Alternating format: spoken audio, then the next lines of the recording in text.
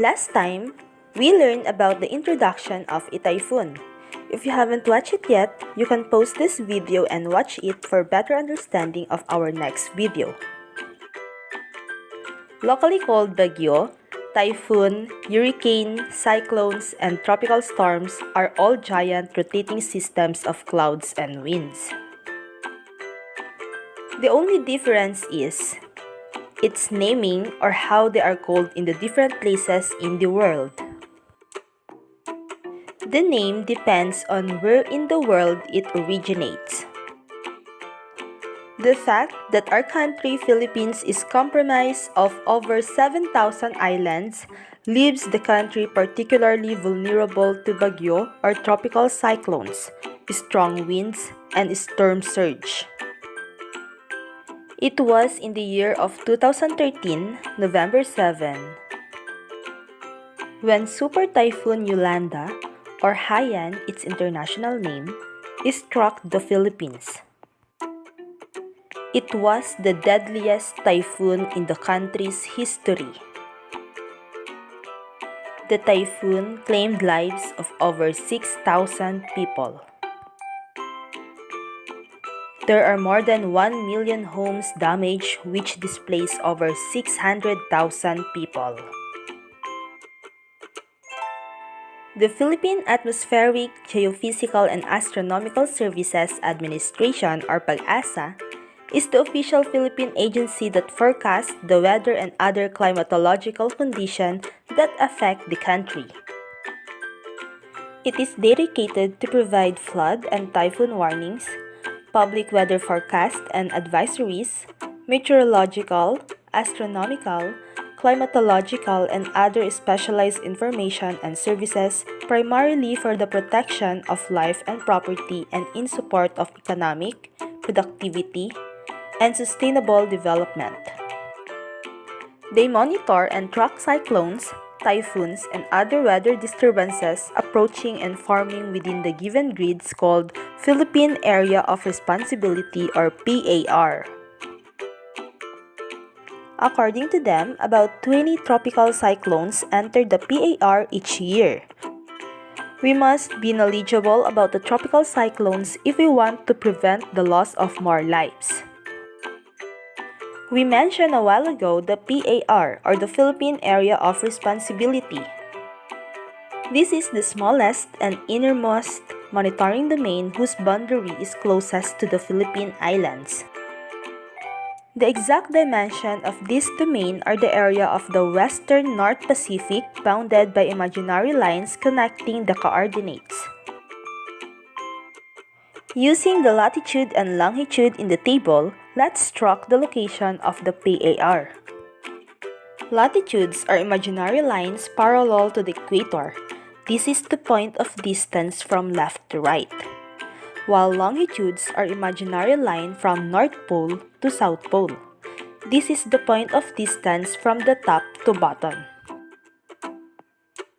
Let's plot the following points to the map. We have 5 degrees north and 115 degrees east. Next, 15 degrees north and 115 degrees east. 21 degrees north and 120 degrees east. 25 degrees north and 120 degrees east. We have 5 degrees north and 135 degrees east.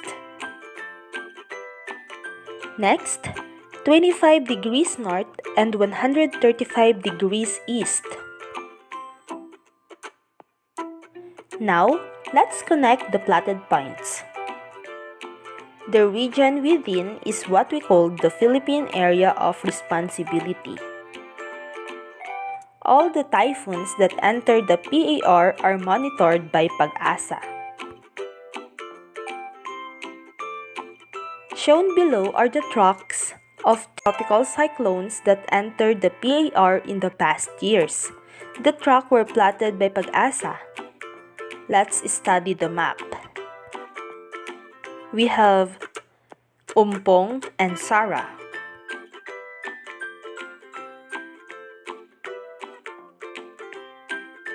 In that illustration, where did the tropical cyclones form? Is it on land or in the ocean? Very good, in the ocean. What can you say about the temperature of the bodies of water in the vicinity of the Philippines?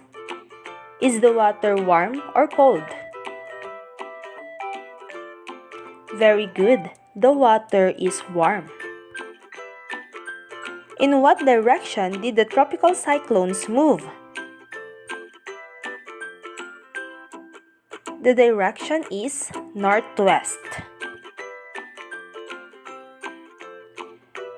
Tropical cyclones need water vapor in order to form, but not all parts of the ocean can provide water vapor.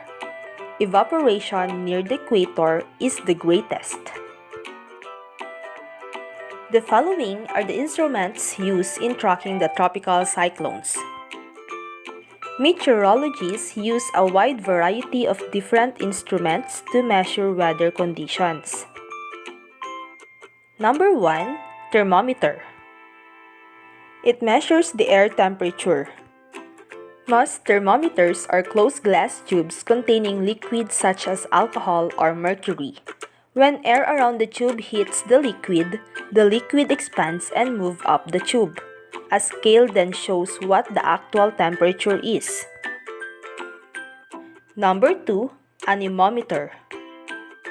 It measures wind speed.